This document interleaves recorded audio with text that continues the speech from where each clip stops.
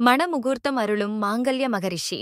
திருச்சி லால்குடிக்கு அருகில் சுமார் 5 கிலோமீட்டர் தொலைவில் உள்ளது இடையாற்றுமங்கலம். இங்கே சுமார் 900 வருடங்கள் பழைமைமிக்க ஆலயத்தில் குடிகொண்டு அருள் பாலிக்கிறார் ஸ்ரீமங்கலாம்பிகை சமேத ஸ்ரீமாங்கல்யேஸ்வரர் சுவாமி மற்றும் அம்பாளின் திருப்பெயர்களே இது கல்யாண வரம் தரும் ஆலயம் என்பதைச் சொல்லாமல் சொல்கின்றன. மாங்கல்ய மகரிஷி என்பவர் உத்திர நட்சத்திரத்தில் அவதரித்தவர். இவர் இந்த தலத்துக்கு வந்து சிவ் பார்வதியை வணங்கித் தொழுது அருள் பெற்றிருக்கிறார். அகத்தியர், வசிஷ்டர், பைரவர் ஆகியோருக்கு மாங்கல்ய தாரண பூஜையை நடத்தித் தந்தவர் மாங்கல்ய மகரிஷி. எனவே அவர் வணங்கி வழிபட்ட இந்த தலத்து இறைவனுக்கு ஸ்ரீமாங்கல்யேஸ்வரர் எனும் திருநாமம் அமைந்தது என்கிறது ஸ்தல புராணம். ஸ்ரீ தட்சிணாமூர்த்தி, ஸ்ரீ பிட்சாடனர், ஸ்ரீ அர்த்தநாரீஸ்வரர் ஆகியோர் ஒரே சந்நிதியில் இங்கே காட்சி தருகின்றனர். உத்திர நட்சத்திரக்காரரான மாங்கல்ய மகரிஷி வழிபட்டு பலன் பெற்ற தலம் என்பதால் உத்திர நட்சத்திரக்காரர்கள் அவசியம் வழிபட வேண்டிய தலம் இது.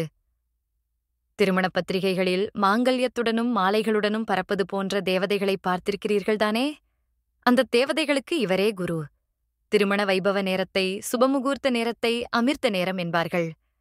அற்புதமான அந்த நேரத்தில் தன் சீடர்களான தேவதைகளை திருமணத்துக்கு அனுப்பி அவர்களுக்கு ஆசீர்வாதத்தை அருள்கிறார் மகரிஷி என்பதாக ஐதீகம். இங்கே தவம் செய்யும் கோலத்தில் அமர்ந்தபடி காட்சி தருகிறார் மாங்கல்ய மகரிஷி. உத்திர நட்சத்திரம் என்பது மாங்கல்ய வரம் தருகிற சக்தி நிறைந்திருக்கும் தன்மை கொண்டது. அதனாலேயே பங்குனி உத்திர நன்னாளில் தெய்வங்களுக்கு திருமண வைபவங்கள் நடைபெறுகின்றன.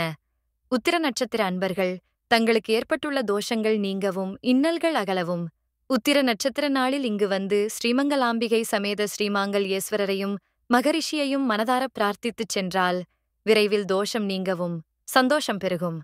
தடைப்பட்ட திருமணத்தால் வருந்துவோர் இங்கு வந்து மாங்கல்ய மகரிஷிக்கு நெய் விளக்கு ஏற்றி மாலை சார்த்தி அவரின் திருப்பாதத்தில் ஜாதகம் வைத்து வழிபட வேண்டும். அதேபோல் ஸ்ரீமங்கலாம்பிகைக்கும் ஸ்ரீமாங்கல்யேஸ்வரருக்கும் விளக்கேற்றி மாலை சார்த்தி வழிபட விரைவில் கல்யாணவரன் தேடி வரும். பிறகு 3 மாலைகள், இனிப்பு, தேங்காய் ஆகியவற்றுடன் வந்து நேர்த்திக்கடன் செலுத்துகின்றனர் பக்தர்கள். அத்துடன் வரன் தகைந்ததும் கல்யாண பத்திரிகையுடன் வந்து சுவாமி, அம்பாள் மற்றும் மாங்கல்ய மகரிஷியை வணங்கி அவர்களுக்கு பத்திரிகை வைத்து கல்யாணம் நல்லபடியாக நடக்க வேண்டும் என்று பிரார்த்திப்பதோடு மட்டுமின்றி அவர்களையும் கல்யாணத்துக்கு வரும்படி பக்தர்கள் அழைப்பு விடுப்பது இந்த தலத்துக்கே உரிய சிறப்பம்சம்.